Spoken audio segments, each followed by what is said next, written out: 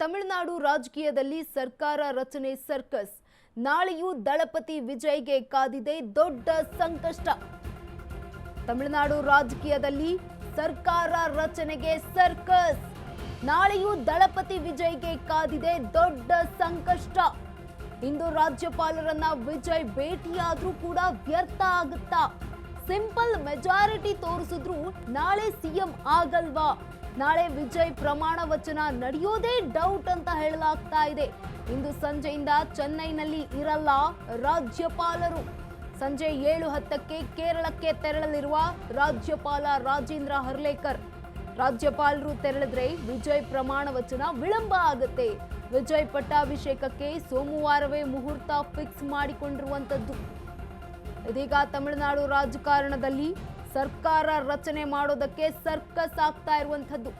ನಾಳೆಯೂ ದಳಪತಿ ವಿಜಯ್ಗೆ ಕಾದಿದೆ ದೊಡ್ಡ ಸಂಕಷ್ಟ. ಇಂದು ರಾಜ್ಯಪಾಲರು ವಿಜಯ್ ಅವರು ಭೇಟಿಯಾಗಿದ್ರು ಕೂಡ ವ್ಯರ್ಥ ಆಗುತ್ತಾ? ಸಿಂಪಲ್ ಮೆಜಾರಿಟಿ ತೋರಿಸಿದ್ರು ನಾಳೆ ಸಿಎಂ ಆಗಲ್ವಾ? ನಾಳೆ ವಿಜಯ್ ಪ್ರಮಾಣ ವಚನ ನಡೆಯೋದೇ ಡೌಟ್ ಅಂತ ಹೇಳಲಾಗ್ತಾ ಇದೆ.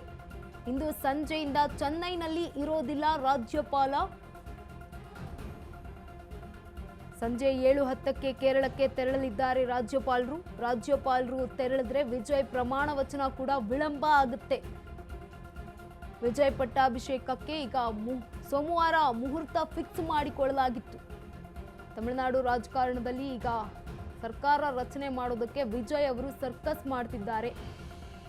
ದಳಪತಿ ವಿಜಯ್ಗೆ ನಾಳೆ ದೊಡ್ಡ ಶಾಕ್. ಇವತ್ತು ರಾಜ್ಯಪಾಲರನ್ನ ಭೇಟಿಯಾದ್ರೂ ವ್ಯರ್ಥ ಆಗುತ್ತಾ?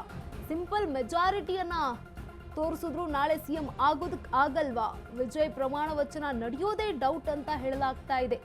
ರಾಜೇಂದ್ರ ಹರ್ಲೇಕರ್ ಅವರು ರಾಜ್ಯಪಾಲರು, ಅವರು ಚೆನ್ನೈಯಲ್ಲಿ ಇರೋದಿಲ್ಲ.